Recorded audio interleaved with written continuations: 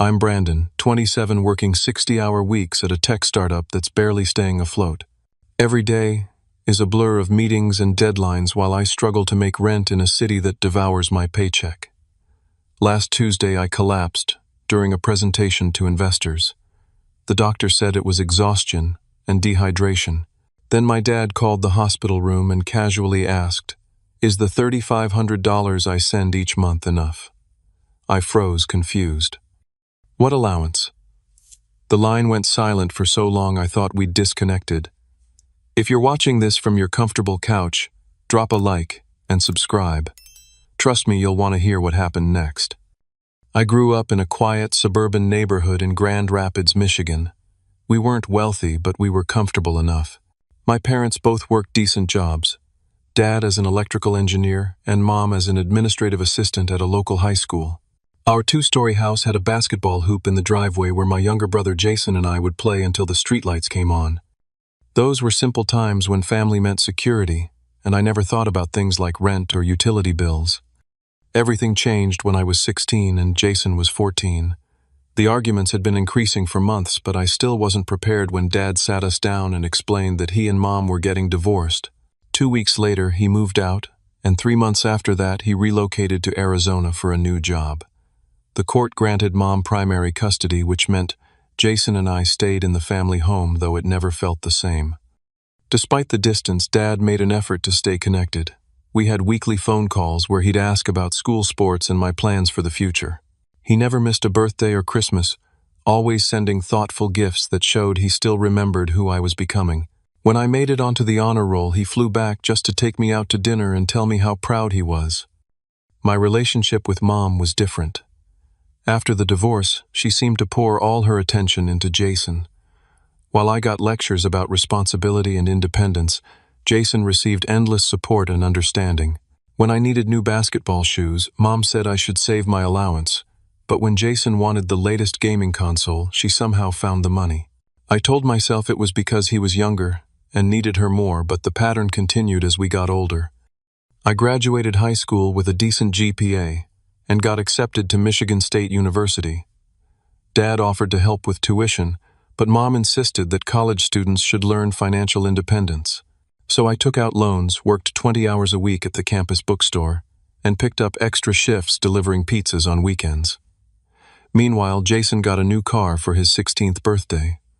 Those college years were tough but formative. I majored in computer science, drawn to the creative problem-solving and future job prospects. Between classes, work, and studying, I barely had time for a social life. My roommates would invite me to parties, but I usually declined, knowing I had early shifts the next morning. By graduation, I had a degree, $45,000 in student loans, and a determination to make something of myself. The job market was competitive, but I landed a position at a promising tech startup in Seattle. The salary wasn't impressive, but the opportunity seemed worth it. My new manager talked about growth potential and equity options that could be valuable if the company succeeded. Dad congratulated me on the phone, telling me he was proud I was forging my own path. Mom's response was more subdued. She was busy helping Jason apply for community college. Seattle's cost of living hit me like a physical blow. My entry-level salary that had sounded reasonable during the interview barely covered a studio apartment in a building with questionable plumbing and neighbors who fought at all hours. After rent, utilities, student loan payments, and groceries, I had almost nothing left. Public transportation costs ate what little remained. I embraced frugality with an almost religious devotion. Breakfast was instant oatmeal. Lunch was peanut butter sandwiches.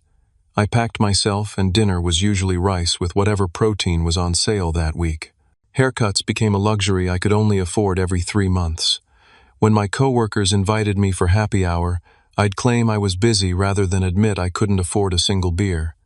Work became my entire life. I arrived early and stayed late, hoping the extra effort would lead to a promotion, or at least a decent raise. My boss noticed my dedication and gave me increasing responsibility, though the promised financial recognition always seemed just around the next corner. After we secure the next round of funding, he'd say, or once we launch the new product line. My health began to suffer under the constant pressure. The headaches started first, dull, persistent pain behind my eyes that over-the-counter medication barely touched.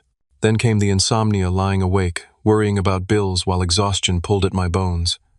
I started getting frequent colds that lingered for weeks because I couldn't afford to rest. When a molar began throbbing with pain, I ignored it until the agony drove me to an emergency dental clinic, where I put the root canal on a credit card, already approaching its limit. Phone calls with Dad became shorter as I didn't want to worry him with my struggles. I painted a rosier picture of my career progress, talking about interesting projects rather than financial hardships. Conversations with Mom were even more infrequent, and usually centered around Jason's latest achievements. His promotion at the electronics store, the new apartment he was moving into, the vacation he was planning. The day everything changed started like any other. I woke up after 4 hours of restless sleep, gulped down coffee, and rushed to catch my bus. We had investors visiting the office, and I was scheduled to present our latest development project. My head was pounding, my vision occasionally blurring at the edges, but I pushed through the morning meetings, fueled by determination and more caffeine. Standing before the conference room of potential investors and executives, I felt unusually hot. My notes seemed to swim on the page in front of me, but I soldiered on, explaining technical specifications and market potential. Midway through explaining a complex algorithm, the room began to spin. I reached for the edge of the table to steady myself, but my hand found only air. The last thing I remember is the startled expressions of the investors as the floor rushed up to meet me. I woke up to the rhythmic beeping of a heart monitor and the antiseptic smell of hospital linens. A nurse with kind eyes was adjusting something on an IV drip connected to my arm. My mouth felt like sandpaper, and my head throbbed with each heartbeat. "Welcome back," she said, noticing my open eyes. "You gave everyone quite a scare." Fragments of memory returned. The presentation, the dizziness, the fall. Embarrassment washed over me, followed immediately by anxiety. Not about my health, but about what this would mean for my job, and more pressingly, how I would pay for this hospital stay. "How long have I been here?" I croaked. "About 6 hours," she replied. "The doctor will be in shortly to discuss your condition, but you're suffering from severe dehydration and exhaustion. Your body essentially forced you to take the break you've been denying it." The doctor arrived moments later, a middle-aged man with salt and pepper hair and a tablet he consulted before addressing me. "Mr. Walsh," he began, "your blood work shows significant electrolyte imbalances, and you're showing signs of adrenal fatigue. Have you been under unusual stress lately?" I almost laughed. Unusual stress. Try constant, unrelenting pressure that had become so normal, I barely recognized it as abnormal anymore. "Work has been demanding," I understated.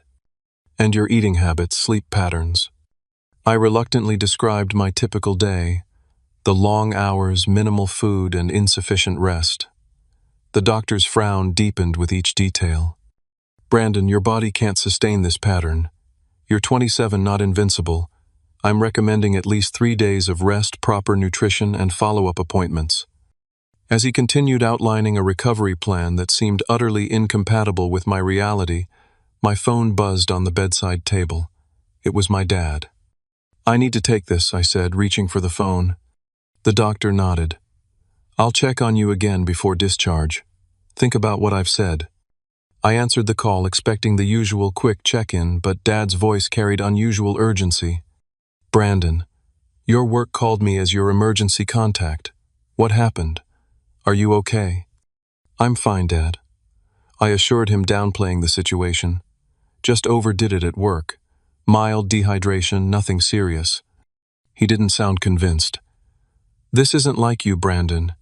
You've always taken care of yourself. Is everything really okay?"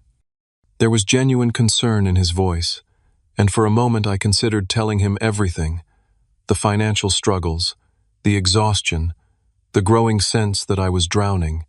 But old habits die hard. "Really, Dad, I'm okay. Just need to drink more water and maybe take a day off." A pause followed. Then came the question that would change everything. "Is the $3,500 I send each month not enough? If you need more, you just have to ask." The words didn't make sense. I thought perhaps the medication they'd given me was affecting my hearing. What allowance? I asked, confusion evident in my voice. The silence that followed was so profound. I checked my screen to see if the call had dropped. But no, we were still connected. When Dad finally spoke again, his voice had changed completely tight with an emotion I couldn't immediately identify. "Brandon," he said slowly, "I've been sending your mother $3,500 every month for the past 3 years, ever since you graduated. It was supposed to be for you, to help with your apartment. Your student loans give you a cushion while you started your career." My mind raced to process this information. 3 years, $3,500 monthly. That was.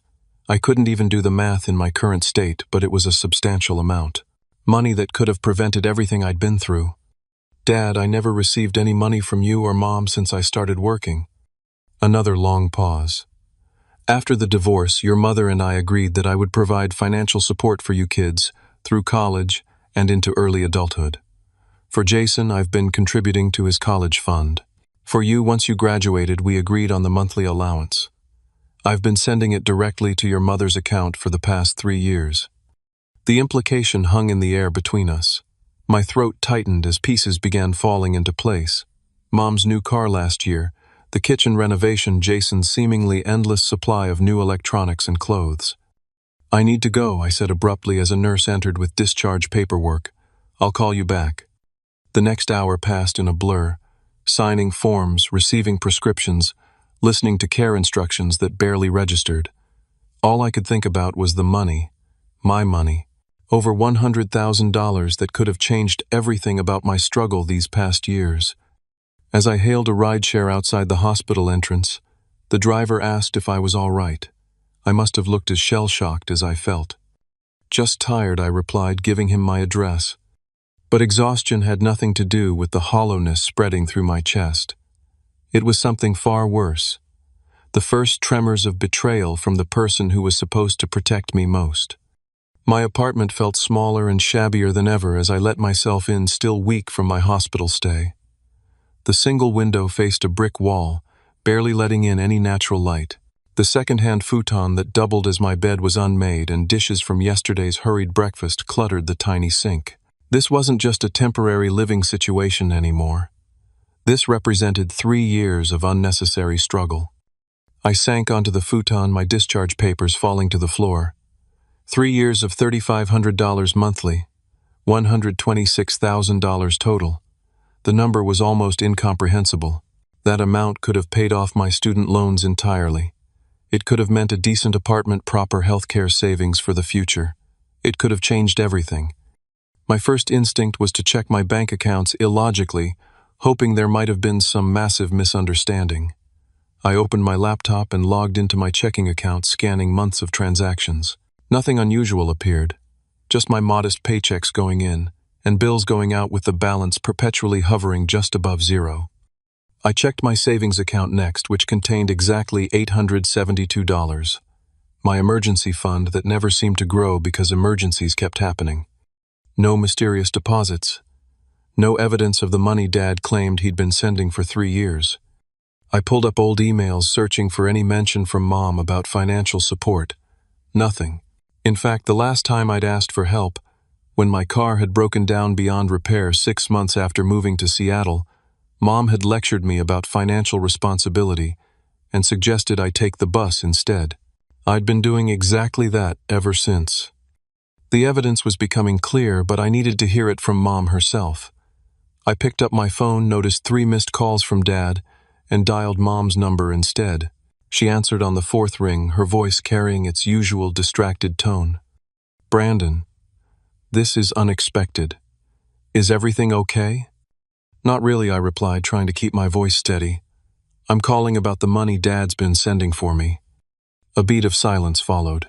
When she spoke again, her tone had shifted slightly. "What are you talking about?" "Dad just told me he's been sending $3,500 every month for the past 3 years. Money that was meant for me, but I never received." "Your father says a lot of things, Brandon." Her voice took on a defensive edge I recognized from childhood arguments. "You know how he exaggerates." "So he hasn't been sending money for me?" "Well, he sends child support, of course. That arrangement didn't end just because you grew up, But it's not some specific amount for you personally. It's to support the family. This didn't align with what Dad had said, but I'm not living at home. I haven't been for years. Brandon, I'm in the middle of something right now. Can we discuss this later? Before I could protest, she added, I'll call you this weekend, okay? Love you. And the line went dead. Her evasiveness only intensified my suspicion. Mom had always been skilled at redirecting uncomfortable conversations, but this felt different. There was guilt in her abrupt ending of our call.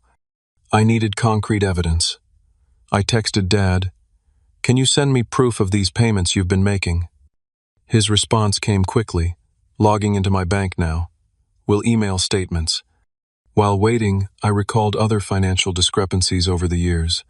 The time Mom claimed she couldn't help with my textbooks because money was tight, yet Jason got a new laptop the same month.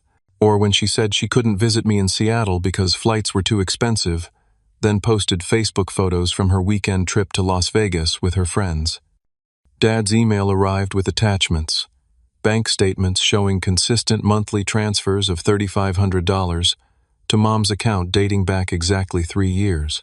Each one referenced Brandon's support in the transaction notes. The evidence was undeniable. I called Dad back, my voice shaking slightly. I got your email. I see the transfers. Brandon, I'm so sorry, he said, his voice heavy with regret.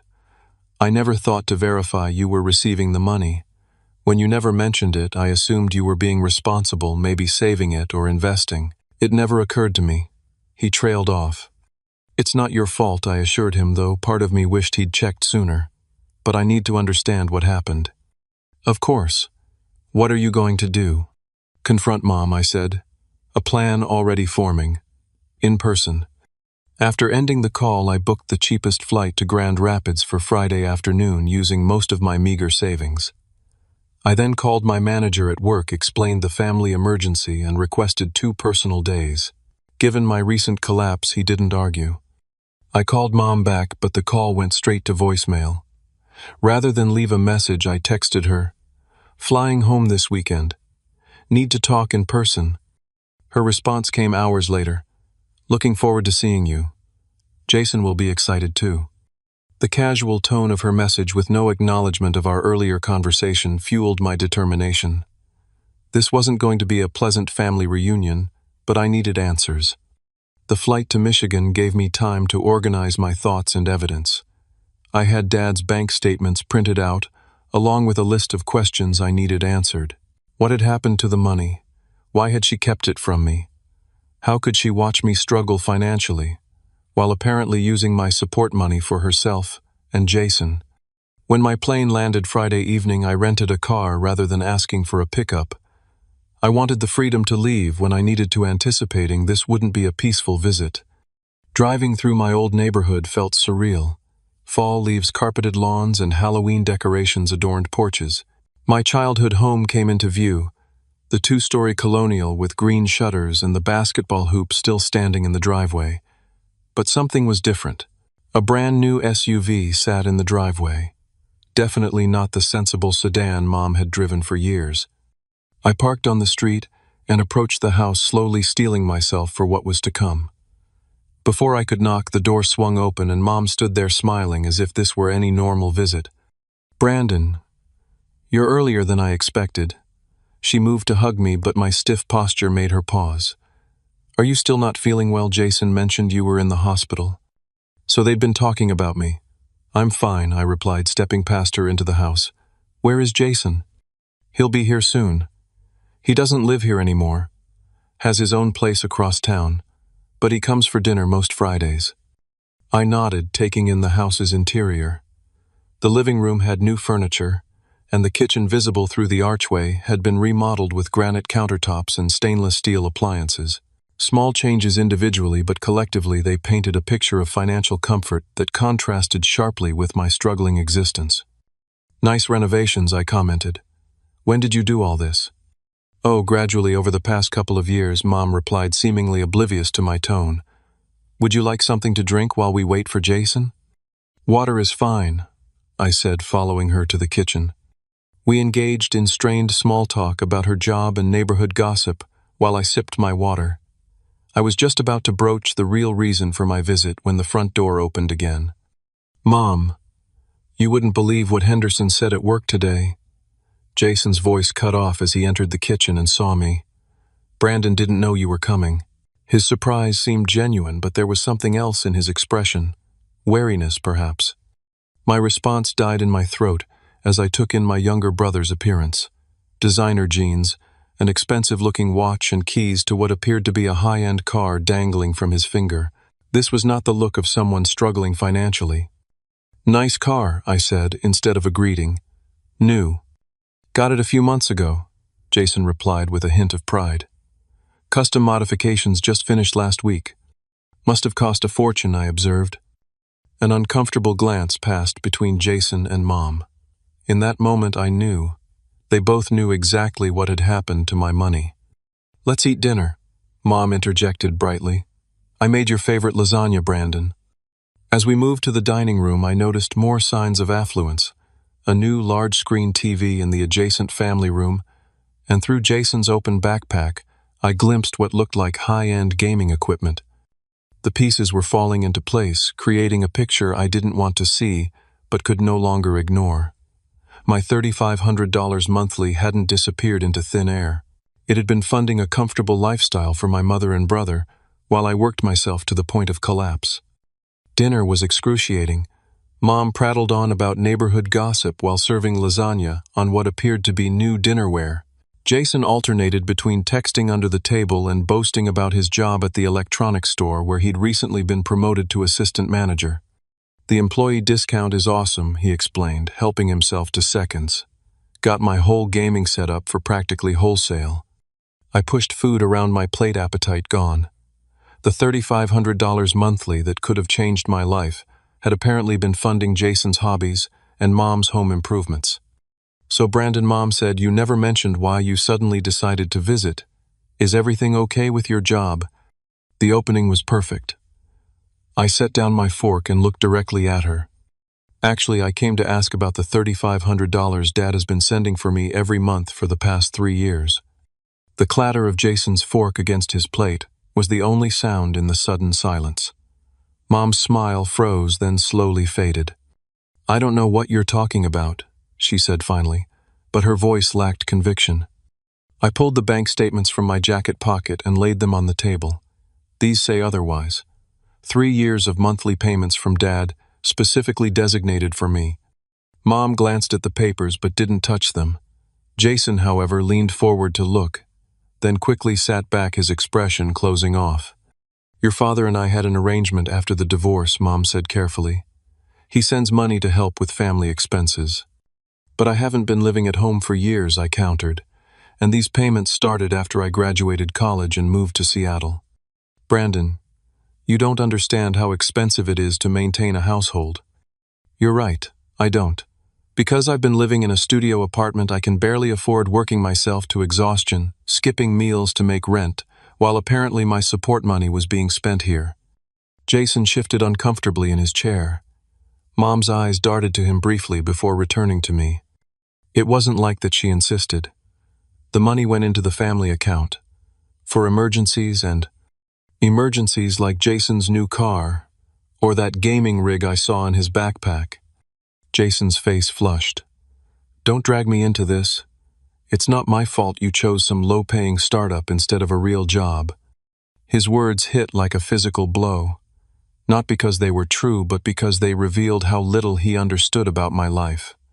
"Jason, I collapsed at work this week from exhaustion and dehydration. I've been skipping doctor appointments because I can't afford them. Meanwhile, you're driving around in a car that probably cost more than I make in a year." "That's enough," Mom interjected. "Brandon, you're being dramatic. You've always been independent and capable. Jason needed more support." "Support with what? His gaming habit?" Mom's expression hardened. "Not everyone is as naturally gifted as you, Brandon. Jason struggles. He needed the boost to his confidence that these things provided." I stared at her, incredulous. "So you took money specifically meant for me and gave it to Jason because what he wanted?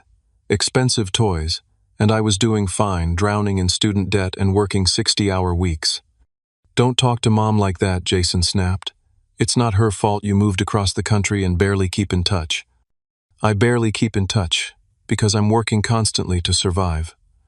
My voice rose despite my efforts to stay calm. Do you have any idea what these past 3 years have been like for me? The root canal I put on a credit card I'm still paying off. The time I had bronchitis but couldn't afford to miss work, so I just powered through it for weeks. Mom had the decency to look uncomfortable, but her defensiveness remained. Brandon, we didn't know things were that difficult for you. You never said anything. Would it have made a difference? If I had? Would you have actually sent me the money Dad intended for me? Her hesitation was answer enough. How much was it, I asked, turning to Jason. How much of my money went into that car, that gaming equipment? Jason glanced at Mom before answering. I didn't know it was specifically for you, okay? Mom said Dad was sending family support money. That's not what I asked. Another uncomfortable silence fell. Finally, Jason muttered. The car was $32,000. The gaming setup about $7,000. The numbers hit me like physical blows. Almost $40,000 of my money gone on luxury items while I could barely afford groceries. And the rest, I asked, turning back to Mom. Where did the other $80,000 go? She fidgeted with her napkin. The kitchen renovation summed to the mortgage, Jason's tuition at community college, the family vacation last year. Family vacation? You mean the trip to Hawaii you and Jason took while I was working through Christmas because I couldn't afford to fly home? Mom at least had the grace to look ashamed. We invited you, Brandon. No, you mentioned you were going and said, it's too bad you can't join us. When I explained I couldn't afford the flight, you knew exactly why I couldn't come, and you never once offered to help with the ticket. The full weight of the betrayal was crushing me. 3 years of unnecessary hardship, 3 years of physical and mental health deterioration, 3 years of isolation and stress, while my mother and brother enjoyed the fruits of money meant for me. I trusted you, I said, my voice breaking slightly. All those times I called struggling to make ends meet, and you lectured me about financial responsibility. You knew Dad was sending money for me, and you deliberately kept it from me. It wasn't deliberate, Mom protested weakly. It just happened. At first I was going to forward some to you, but then Jason needed new tires for his car, and then there was the roof leak, and it just continued. For 3 years, the incredulity in my voice was unmistakable. That's not an accident, Mom. That's a choice. A series of choices every single month. Jason, perhaps sensing his position was indefensible, tried a different approach. Look, we didn't know you were having such a hard time. You always acted like everything was fine. Because that's what you do in this family, I exploded. You pretend everything's fine. Mom's been doing it since the divorce, and I learned from the best. Mom flinched as if I'd slapped her. That's not fair. Fair? You want to talk about fair? I gestured to the bank statements on the table. $126,000, Mom. That's what Dad sent for me. Money that could have changed everything about these last 3 years of my life. And you took it. I didn't think of it that way, she said softly. In my mind, it was supporting the family. I wasn't part of this household anymore. You knew I was struggling in Seattle. You knew I was working myself to exhaustion, and you let me believe I was on my own while spending my support money on kitchen renovations and vacations. Jason stood abruptly. This is bullshit. You always think you're better than us with your fancy degree and big city job. So things were tough for a while. Welcome to real life. The casual dismissal of my hardship was the final straw. I stood as well, shaking with anger and hurt. Real life? I've been living real life, Jason. You've been living on my dime, apparently. Enjoying luxuries I couldn't even dream of because I was too busy working multiple shifts to keep a roof over my head. That's enough, both of you, Mom interrupted. Brandon, I understand you're upset, but upset doesn't begin to cover it, I cut her off. You betrayed me, Mom. Both of you did, and I don't know if I can forgive that. The words hung in the air, heavy with finality. Mom's eyes filled with tears, but for once, I didn't feel the familiar urge to comfort her, to smooth things over and pretend everything was fine. I'm staying at a hotel tonight, I said, gathering the bank statements. I'll let you know when I'm ready to talk again. As I moved toward the door, Mom called after me. Brandon, please, We can work this out. I paused, hand on the doorknob, not turning back. The worst part isn't even the money, Mom. It's that you watched me struggle for 3 years and said nothing. You chose Jason over me again and again. With those words, I walked out, letting the door close behind me with a decisive click. In my rental car, hands shaking on the steering wheel, the tears I'd been holding back finally broke free. 3 years of hidden struggle, of pretending I was fine, of pushing my body and mind to breaking points. All unnecessary, all preventable, all because the people who should have protected me had instead taken advantage. As I drove away from my childhood home, I wasn't just leaving the physical space. I was leaving behind illusions about my family that had persisted despite evidence to the contrary. The revelation was painful, but there was also a strange sense of clarity cutting through the betrayal. For the first time, I saw the dynamic clearly, not as I wished it to be, but as it actually was. The hotel room was generic and impersonal. Beige walls, floral artwork, a queen bed with too many pillows. But tonight, its anonymity was comforting. I sat on the edge of the bed, emotionally drained from the confrontation, and called Dad. He answered immediately. "Brandon, how did it go?" "About as well as you'd expect," I replied, my voice hoarse. "They spent it, all of it." Dad was silent for a moment, before asking, "On what?" I recounted the details. Jason's car and gaming setup, Mom's kitchen renovation, their vacations and home improvements. With each item, Dad's breathing grew more controlled, the way it always did when he was restraining anger. "I'm coming there," he said finally. "I'll be on the first flight tomorrow." "You don't need to." "Yes, I do. This isn't just about the money, Brandon. This is about them watching you struggle while they lived comfortably on funds meant for you. I won't let that stand." The firmness in his voice was reassuring. For so long I'd been handling everything alone. Having someone unequivocally on my side felt like finding solid ground after treading water for years. "Thank you," I said simply. "Get some rest. Text me your hotel information. I'll let you know when my flight lands." After hanging up, I lay back on the bed, staring at the ceiling. The events of the past few days replayed in my mind. The collapse at work, the hospital stay, Dad's revelation, tonight's confrontation. It felt surreal, like watching someone else's life unravel. Sleep came in fitful bursts, interrupted by dreams, where I was running toward something important that remained just out of reach. I woke at dawn feeling unrested but oddly clear-headed. After a quick shower, I checked my phone to find several missed calls and texts from Mom and one from Jason. I ignored them all, focusing instead on Dad's message confirming his flight would land at 11:30. The airport reunion with Dad was emotional in ways I hadn't anticipated. Seeing him walk through the arrival gate, silver-haired now but still standing tall and straight, brought a rush of feeling I wasn't prepared for. When he pulled me into a tight hug, I felt like a child again, safe in a way I hadn't in years. "You look tired, son," he said, studying my face as we separated. "It's been a long week," I replied with a weak smile. We drove to a nearby restaurant, settling into a quiet booth, where Dad ordered coffee for both of us before addressing the situation. "I've been thinking about this all night," he began. "And first I need to apologize. I should have verified you were receiving the money. I should have asked directly instead of assuming everything was fine when you never mentioned it." "It's not your fault," I assured him. "You had no reason to think Mom would do this." Dad sighed heavily. "That's just it. Maybe I should have. The signs were there during our marriage. The way she favored Jason, the little financial discrepancies that never quite added up. It was strange hearing Dad acknowledge something I'd felt but never fully articulated. Mom's preferential treatment of Jason. Growing up, I'd always told myself I was imagining it, or that Jason simply needed more attention. "Why do you think she did it?" I asked. Dad considered the question, stirring his coffee thoughtfully. "Your mother has always seen herself as the protector of the family. After the divorce, I think she resented that I moved away, even though it was for a job that allowed me to provide better support. In her mind, Jason became the one who needed protecting in you." He hesitated. "I was the one who left like you. I finished for him." He nodded. Going to college, moving across the country, those were healthy, normal steps for a young adult.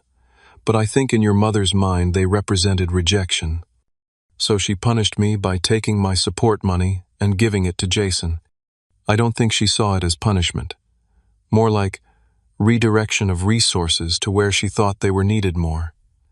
Jason stayed close, so he was rewarded with comfort. You struck out on your own, so you were left to manage independently. The explanation made a certain twisted sense, though it didn't diminish the betrayal.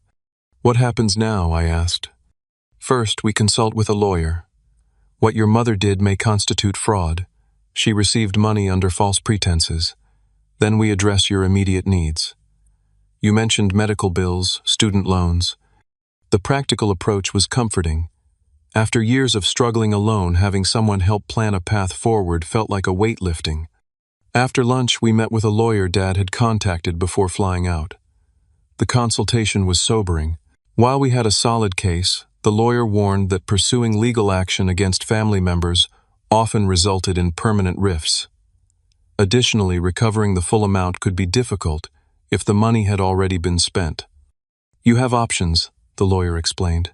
We could file a civil suit or potentially pursue criminal charges for fraud, but I'd recommend starting with a formal demand letter outlining repayment terms. Dad and I exchanged glances, wordlessly agreeing to start with the less aggressive approach. Back at the hotel, we discussed longer-term plans. Dad had cleared his schedule for the entire weekend, dedicating the time to helping me sort through this mess. I've been thinking, he said, there's a tech hub developing in Phoenix, not far from where I live. Several companies are expanding and hiring. The cost of living is lower than Seattle, and you'd have my support nearby. The suggestion caught me off guard. I'd been so focused on surviving in Seattle I hadn't considered other options. I'd need to think about that, I replied cautiously. My current job worked you to the point of collapse, Dad interjected. Brandon, I respect your independence, but there's a difference between being independent and being isolated. You don't have to do everything alone. His words resonated more deeply than I expected. For 3 years, I'd prided myself on making it work in Seattle, never asking for help, pushing through regardless of the cost. But where had that gotten me? A hospital stay, mounting debt, and the realization that I'd been struggling unnecessarily while my support money funded my brother's luxuries. I'll consider it, I conceded. But first, we need to deal with Mom and Jason. Dad nodded grimly. Tonight you rest. That night I slept better than I had in months, perhaps because for the first time in years I wasn't carrying the weight of survival entirely alone. Dad's presence in the adjoining room was a tangible reminder that I had support. Real support, not the conditional kind my mother had shown. In the morning, Dad and I prepared for the confrontation. We agreed on a strategy: focus on the facts, stay calm, and present clear expectations for resolution. Dad would take the lead on financial discussions while I would address the emotional aspects of the betrayal. As we drove back to Mom's house, Dad placed his hand briefly on my shoulder. Remember, regardless of how this goes, you're not alone anymore. Those simple words carried me through the door, ready to face the family members who had betrayed my trust, but finally equipped with the support and clarity to demand accountability. Mom opened the door before we could knock, her expression shifting from hopeful to wary when she saw Dad standing beside me. Jason was already there, slouched in an armchair in the living room, pointedly focused on his phone. Richard, Mom said stiffly. I didn't expect to see you. Hello, Margaret, Dad, replied, his tone professionally cordial. Given the circumstances, I felt my presence was necessary. We moved to the living room, an uncomfortable silence settling over us. I sat beside Dad on the sofa facing Mom and Jason. The family dynamics were physically mapped in our positioning. The clear division between us couldn't have been more obvious. I assume Brandon told you his accusations. Mom began, a defensive edge to her voice. They're not accusations, Margaret. They're facts, supported by bank records. Dad's voice remained even, but I could sense the controlled anger beneath his calm exterior. For 3 years, I sent $3,500 monthly, specifically designated for Brandon's support. Money he never received. Jason finally looked up from his phone, his expression a mixture of defiance and discomfort. We didn't know it was specifically for Brandon. That's not true, Jason, I interjected. The transfer descriptions literally said, Brandon support, every month. Dad and I have the bank statements. Mom shifted uneasily. The money went into the family account. For general expenses. General expenses like Jason's $32,000 car, Dad asked. Or his $7,000 gaming equipment. The specific numbers hung in the air.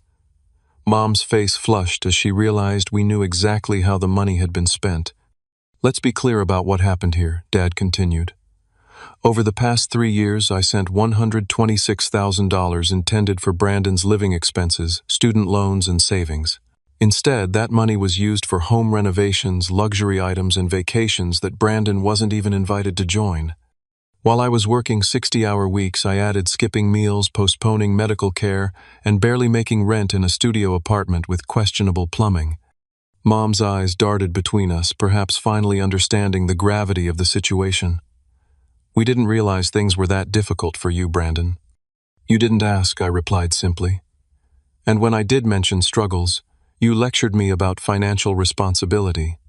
Dad placed a folder on the coffee table. We've consulted with a lawyer. What happened here potentially constitutes fraud, receiving money under false pretenses. However, we'd prefer to resolve this without legal action. The word lawyer visibly alarmed Mom. Jason sat up straighter, his previous nonchalance evaporating. What do you want? Jason asked bluntly. Repayment, Dad stated. The full $126,000. Mom paled. That's impossible. We don't have that kind of money. Actually, a significant portion of it is sitting in your driveway, and throughout this house I pointed out Jason's car, the kitchen renovation, the gaming equipment. You expect me to sell my car? Jason's voice rose incredulously. I expect you to take responsibility for the fact that your car was purchased with money stolen from me, I replied, surprising myself with my steadiness. Money that could have prevented me from working myself to the point of hospitalization. Mom began to cry quietly. Under different circumstances, her tears might have swayed me, but the memory of 3 years of unnecessary struggle hardened my resolve. We're prepared to be reasonable about the repayment terms, Dad said, his tone softening slightly. But there will be repayment. We've drafted a formal agreement. He pulled papers from the folder, sliding them across the table. The document outlined a repayment plan spanning 3 years. A timeline that matched the duration of the deception. The car needs to be sold immediately, Dad continued. Along with the high-end gaming equipment and any other luxury items purchased during this period, the proceeds will form the first installment of repayment. Jason looked ready to protest, but Mom placed a restraining hand on his arm. We'll need time to review this with our own lawyer, she said, attempting to regain some control of the situation. Of course, Dad agreed. You have 48 hours. After that, we proceed with legal action. The ultimatum hung in the air. Mom stared at the papers, seemingly unable to fully process what was happening. I trusted you, I said, breaking the silence. All those times I called, all those times I visited and never complained about how hard things were. You watched me struggle while spending money meant for me. I don't know how to get past that. Mom finally met my eyes, her own swimming with tears. I never meant to hurt you, Brandon. It just happened gradually. Jason needed help with his car. Then there were house repairs, and it just continued. For 3 years, I emphasized. That's not an accident, Mom. That's a pattern of decisions. What about our relationship? She asked softly. Can we fix that?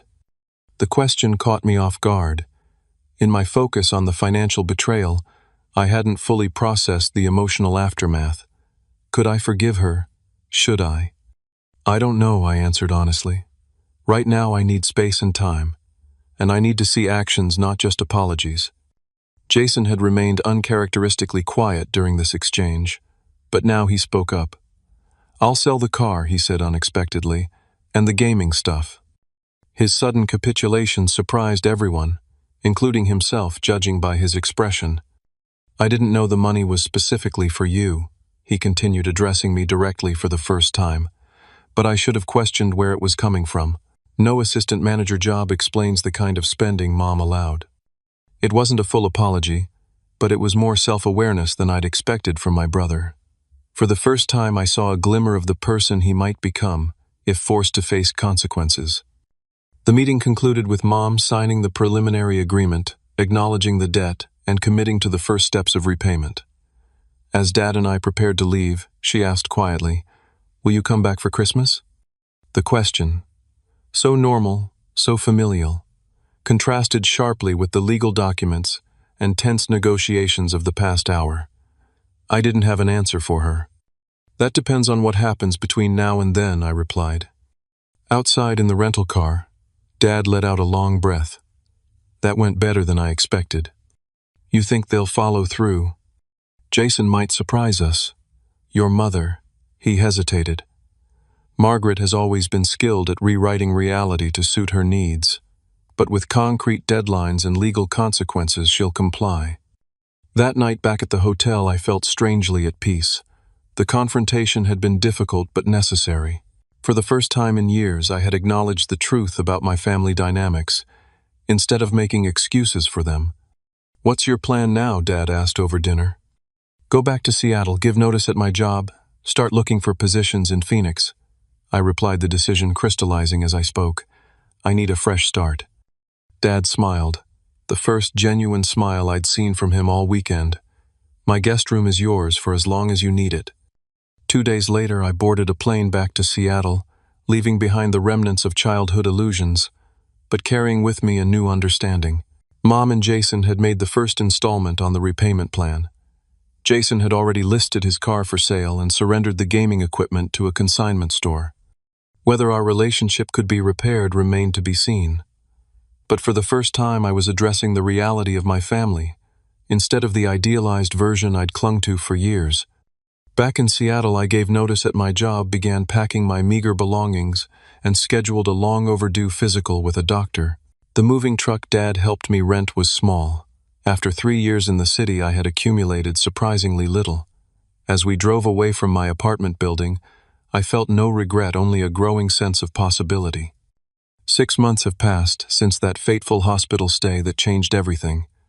I'm now settled in Phoenix in a comfortable 1-bedroom apartment that costs half what my Seattle studio did. My new job at a more established tech company offers better pay, reasonable hours, and actual benefits, including mental health services that I've been using regularly. Dad lives just 20 minutes away, and our weekly dinners have become a highlight of my routine. We're developing the kind of adult relationship I never had the chance to build with him before. One based on mutual respect and genuine connection, rather than obligation. The repayment plan from Mom and Jason has been proceeding as agreed. The car sold quickly, and combined with the gaming equipment provided a substantial first installment. Monthly payments have arrived consistently since then. Each deposit is a small vindication, not just for the financial recovery, but for the acknowledgement of wrong that it represents. My student loans are no longer a crushing burden. I've established an emergency fund, and am even starting to invest a small amount each month. The constant anxiety that had become my baseline state has receded, replaced by a cautious optimism about the future. My relationship with Mom remains complicated. We speak on the phone occasionally, conversations that are polite but guarded. She's made efforts to acknowledge the harm her actions caused, though there's still a tendency to minimize or justify decisions that benefited Jason at my expense. "I never meant for things to go so far," she said during our last call. "It started small, and then became a pattern I didn't know how to break. I'm learning to accept these partial insights as progress while maintaining the boundaries necessary for my own well-being. Forgiveness is a process, not an event, something my therapist reminds me regularly." Jason has shown surprising growth. After selling his car and moving to a more modest apartment, he seems to be developing a work ethic I never witnessed before. During our occasional text exchanges, he mentions plans to return to college and complete his degree without Mom's financial cushioning. "Having to earn things myself is actually not terrible," he admitted in his most recent message. A small step, but significant, coming from the entitled teenager who once enjoyed the fruits of my stolen support money. Dad and I have had many long conversations about family dynamics, piecing together patterns that stretched back to my childhood. He carries his own guilt for not recognizing sooner what was happening, though I've assured him repeatedly that the responsibility lies primarily with Mom. "I should have been more present," he said during one such discussion. The physical distance after the divorce made it too easy for your mother to construct her own narrative without my input. You're here now, I reminded him. That's what matters. And it does matter. Having a parent who unequivocally supports me has been healing in ways I hadn't anticipated. Dad has become not just a father, but a friend and mentor, helping me navigate career decisions and offering perspective without controlling. The most profound changes, though, have been internal. I'm learning to recognize patterns from childhood that shaped my adult behavior. The tendency to minimize my needs, the reflexive self-reliance that prevented me from seeking help even when desperately needed. In therapy, I'm developing healthier approaches to relationships and self-advocacy. I've also gained clarity about money and its role in family dynamics. Financial support is never just about the dollars. It's about priorities, values, and often power.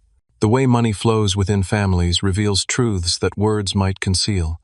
Most importantly, I've learned about boundaries, their necessity and their power. Setting limits with Mom and Jason wasn't punitive. It was protective. Requiring accountability wasn't vengeful. It was essential for any possibility of future relationship. I still struggle sometimes with the question of forgiveness. Can I fully forgive Mom for watching me struggle for 3 years while redirecting my support money to Jason? The answer changes day by day, but I've realized that forgiveness doesn't require forgetting or removing consequences. It's possible to release bitterness while maintaining healthy boundaries. The scars from this experience will always be part of my story, but they no longer define my present or dictate my future. For the first time in years, I'm genuinely thriving, building a career I enjoy, developing meaningful relationships, and creating a life aligned with my values rather than driven by survival. If there's one thing I've learned through all of this, it's that family isn't just about blood. Family is about consistent support, mutual respect, and unbreakable trust. Sometimes the family we're born into fulfills those needs. Sometimes we need to create our own version of family with people who genuinely have our best interests at heart. As I sit here in my new apartment watching the desert sunset from my balcony, I feel something I haven't experienced in years: peace. Not because everything is perfect, but because I'm finally living authentically with clear eyes about my relationships and my worth. Have you ever discovered a betrayal from someone you trusted completely? How did you handle it? If this story resonated with you, please share your thoughts in the comments. Don't forget to like and subscribe if you want to hear more stories about navigating complex family dynamics and finding strength through difficult transitions. Thank you for listening, and remember, sometimes the hardest lessons lead to the most meaningful growth.